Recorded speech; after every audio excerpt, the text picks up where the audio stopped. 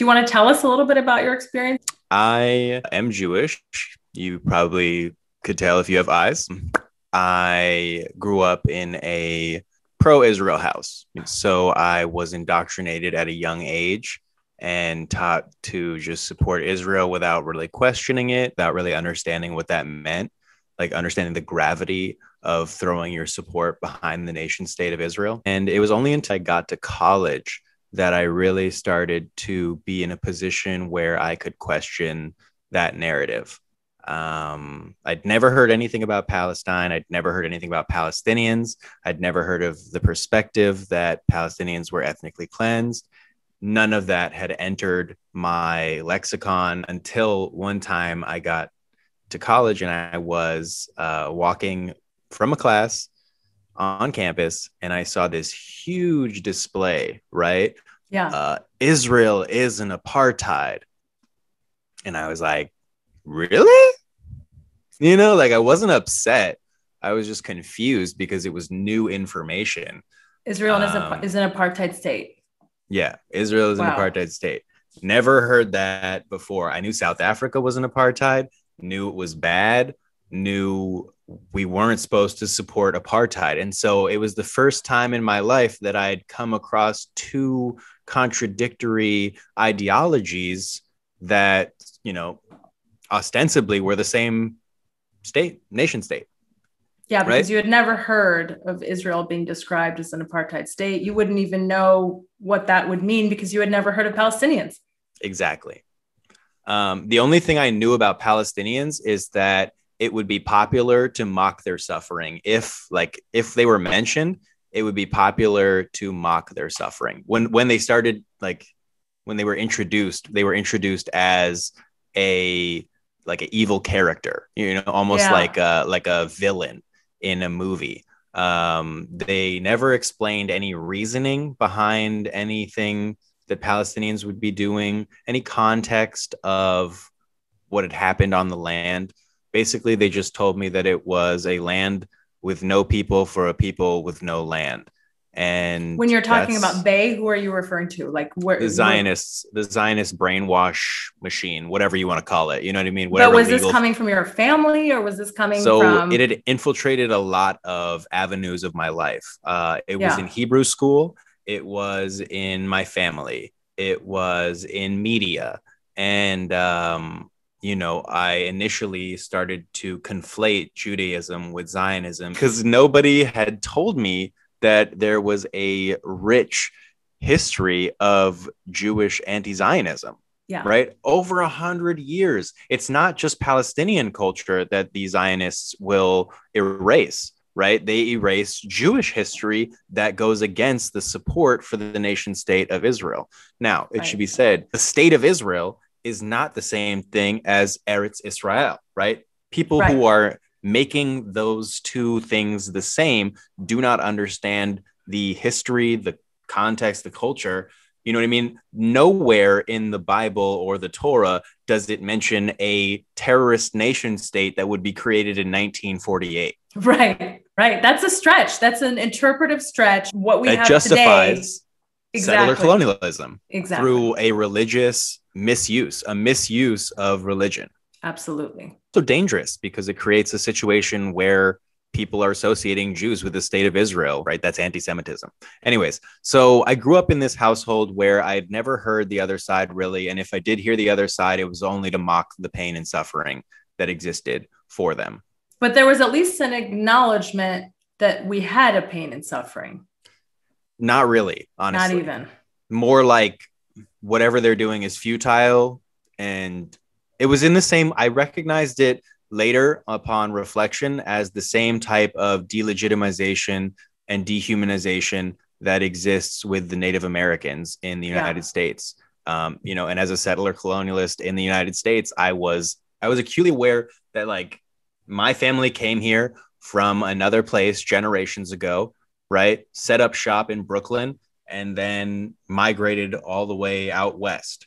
Right. Yeah. Originally, my family comes from Lithuania and Poland. We go back multiple generations. I have the lineage. Grew up with that knowledge of a Jewish history and a respect for Jewish culture, My dad was not super into religion when I was growing up because he had been forced to go to Hebrew school and temple and have a bar mitzvah and all of the things. You know, he was sort of pushed into it and didn't love it as much. My mom really did love religion. She wanted to have a bat mitzvah, but it was at the time when they were giving bat mitzvahs to girls. So she just learned a bunch about Judaism and kept going with the traditions. She continues to celebrate the high holidays, type of, you know, understanding of the culture we come from. And I didn't really like Hebrew school. The lady kept yelling at me all the time. It was super rude. Were you a good student? No, but that doesn't matter, right? Like, I wasn't very interested in learning Hebrew. It didn't seem super relevant to my daily life. I wanted to play basketball with my friends. So in Hebrew school, you learned what? You learned the Hebrew language. I learned the alphabet. I learned how you read from the Torah. Read from the Torah, exactly. And then you have classes on Jewish history. Yeah. Yeah. Sounds a lot like Islamic school, but we learn Arabic, memorize the Quran, and learn Islamic history. And I learned my Torah portion, and then I had my bar mitzvah, and it was fun. I had a great time. I remember it was a big deal among my friends, and those memories, they still stick with me today. I have a fond spot for Judaism in my life. That said, I do not support Zionism at all anymore. In fact, I am ardently opposed to Zionism, and I think that Zionism has done harm not only to Palestinians, but also to Judaism. Yeah. I mean, I think what you're touching on leads us right into why we wanted to do this podcast.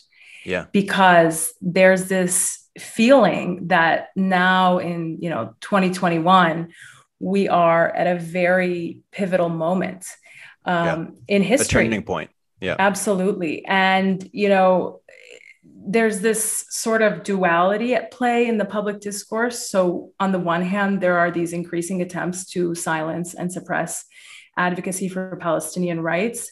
But at the same time, I feel like more and more people are becoming aware of the reality of the situation, and that certain of the tired cliches that we were sort of accustomed to hearing before, like, oh, Israel's the only democracy in the Middle East, they are proving to be completely irreconcilable with the facts on the ground. And it's happening in a public way that, it's not just me saying this, but now you have Israeli organizations that are saying this, that are prominent. You have other Jewish American organizations that are evolving on the issue. And I think that's what's really important. So when you're talking about this sort of, evolution that you've had, I'm kind of also thinking about some of the recent events that have taken place. So for example, the Beit Tselem report. Beit Tselem, of course, is the leading Israeli human rights organization, which a few weeks ago came out and concluded for the first time in their 30-year history that Israel is an apartheid regime.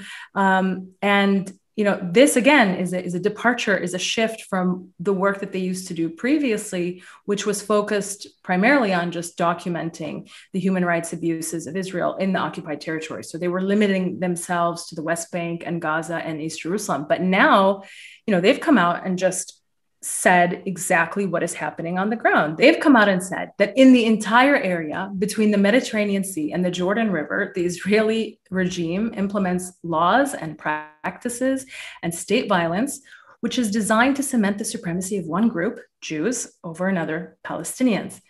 What did you know about Israel growing up? Not much.